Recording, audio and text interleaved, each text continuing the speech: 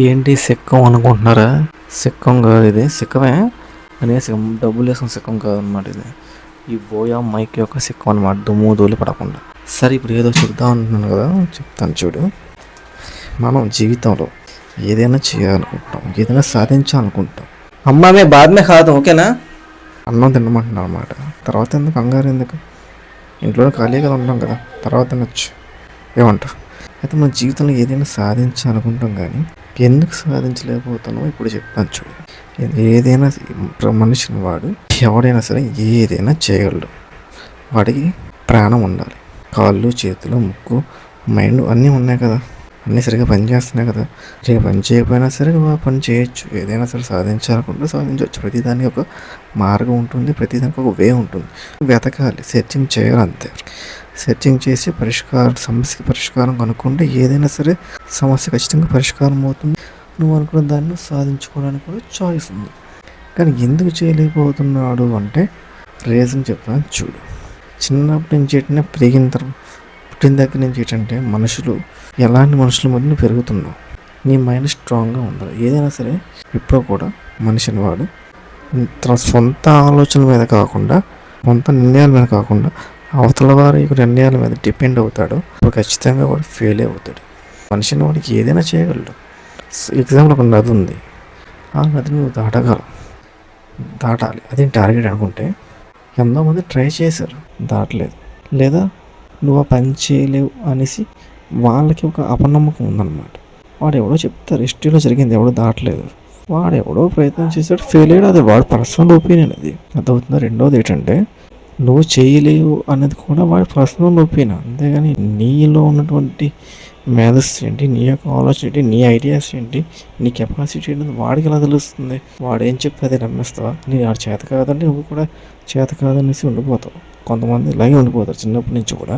వాడు ఎవడో ఏదో చెప్తే అదే నిజం అనుకొని అలా బ్లైండ్గా ఫిక్స్ అయిపోయి నీలో ఉన్నటువంటి నువ్వు ప్రయత్నం చెయ్యవు, అదే నిజం నమ్మేసుకొని నువ్వే నీ కాన్ఫిడెన్స్ని తగ్గించుకుంటామాట. నువ్వు చేత కాదంటే నాకు చేత కాదు, చేయలేనేమో అనేసి ముందే నువ్వు డెవలప్ అయిపోతావు. ఇదే తప్పు అనమాట. కాబట్టి అవతల వాడి మాటలు ఎప్పుడు కూడా వినొద్దు. నీ సొంత నిర్ణయాలు, నీ సొంత ఏదైనా నీ ఓన్గా నువ్వు ఆలోచించాలి. ఏదైనా ఓన్గా నిర్ణయాలు తీసుకునే శక్తి నీకు ఉండాలి. అప్పుడు నువ్వు ఏదైనా చేయగలవు. అర్థమైందా? అవతల వాళ్ళు ఏదో చెప్తారు, చేత కాదు, చెందలేవు, పనికిరావు, ఇవన్నీ వేస్ట్ మాటలు. ఈ మనిషిని వాడు ఏదైనా చేయగలడు. నీ ప్రయత్నం నువ్వు చేయి, ఏదైనా చేయగలవు. ఈ చేయలేవు అనే వ్యక్తుల నుంచి దూరంగా ఉండు. ఖచ్చితంగా చేయగలవు. ఆ కాన్ఫిడెన్స్ సొంతంగా నువ్వు నిర్ణయాలు తీసుకున్నట్లయితే ఖచ్చితంగా ఎగ్జాంపుల్ చెప్పాను కదా, ఆ నదిని నువ్వు చేయగలవేమో, అంతే కదా. సపోజ్ ఒక అమ్మాయి ఉంది, వాడు ఎవడో చెప్తా నీకు పడదరా అని వాడు చెప్తే నువ్వు నమ్మేస్తావు, నువ్వే కాన్ఫిడెన్స్ తగ్గించుకుంటావు. వదిలేసి వెళ్ళి ట్రై చేస్తే తెలుస్తుంది ఏటవుద్ది అనేది. అది వీళ్ళు చెప్పేటువంటి నిర్ణయాల మీద నువ్వు ఫిక్స్డ్ అవ్వకు. వాళ్ళ యొక్క సొంత అభిప్రాయాలు అవి. నీ అభిప్రాయాన్ని నువ్వు తెలియజేయి, నీ యొక్క స్టైల్లో నువ్వు ఉండు, నీ యొక్క శక్తియుక్తులను నువ్వు ఉపయోగించుకో. నేను ఏమంటున్నాను అంటే ఏదైనా సరే ప్రయత్నిస్తే తెలుస్తుంది. వీళ్ళు చెప్పేదాన్ని డిపెండ్ అవ్వద్దు, మనం ఏదైనా చేయగలం, ఓకేనా? అది కాబట్టి ప్రయత్నం చేయ, ఖచ్చితంగా అవుతుంది ఆ పని. ఏదైనా కావచ్చు, ఏదైనా సరే మనిషి వాడు చేయగలడు. కానీ పక్కన ఎవరైతే ఉంటారో నువ్వు చేయలేవు, చెందలేవు, అవ్వదు, వీళ్ళ వల్ల ఏ పని చేయలేము అనమాట. సగం కాన్ఫిడెన్స్ని, సగం చేయగలటువంటి ఇంట్రెస్ట్ని తగ్గించేస్తారు నీలోని. కాబట్టి అసలు వాళ్ళ మాటలు పట్టించుకుంటూ ఉన్నావు అనుకో, నువ్వు ఏది చేయలేవు. సో ఈ లోకం మాటలు పట్టించుకోకుండా ఉంటేనే సొంతంగా ఆలోచించగలిగి, సొంతంగా నిర్ణయాలు తీసుకునేటువంటి ఇంట్రెస్ట్ నీకు ఉండాలి. ఆ కెపాసిటీ నీకు ఉంటే నువ్వు ఏదైనా చేయగలవు. అంటే వీళ్ళు మాటలు కూడా వినద్దు. నీ పని ఏదో నువ్వు చేసుకో. నీ ఓన్ స్టైల్లో వెళ్ళు, ఖచ్చితంగా ఏదైనా చేయొచ్చు. కొండ మీద ఎవరెస్ట్ ఎక్కివచ్చు, అర్థమైందా? నీ ఇష్టం. సముద్రంలో ఈతాడచ్చు. వాడెవడో ఈతాడబోదు, నీకేంటి?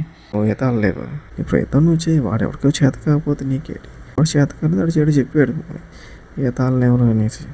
అలా అని చెప్పి రిస్క్ తీసుకోకు. జస్ట్ ఎగ్జాంపుల్ చెప్తున్నాను అనమాట. చేస్తే కదా తెలుస్తుంది నీలో ఉన్నటువంటి కెపాసిటీ ఏంటి, నీ యొక్క స్ట్రెంత్ ఏంటి వాడికి ఎలా తెలుస్తుంది? వాడెవడో చెప్పడానికి నీ చేత కాదని. వాడి సొంత అభిప్రాయాలు, ఎవడి అభిప్రాయాలు వాడివి.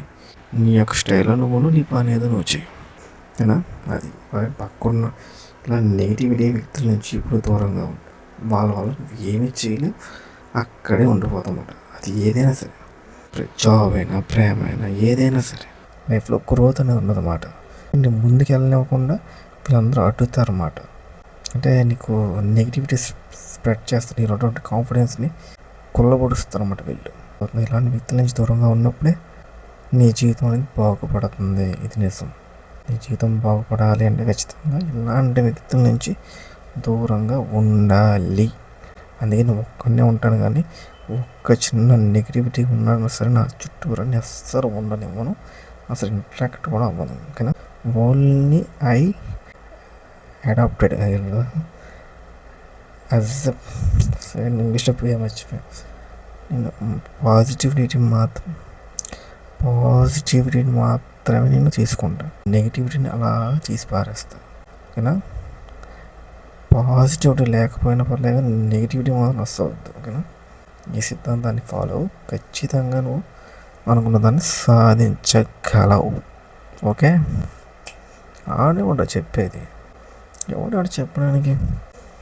నీ మనిషిలో నీ శరీరంలో ఆడేం భాగమా? ఎలా తెలుస్తుంది వాడికి? తెలియదు. తీసిపారే. నెగిటివిటీ వ్యక్తుల నుంచి మాత్రం చాలా దూరం ఉంటారు. ఈ సగం జీవితం నాశనం అవ్వడానికి కారణం వీళ్ళే. పక్కా చెప్తున్నాను, వీళ్ళే. తీసే అంతే. ఓకేనా?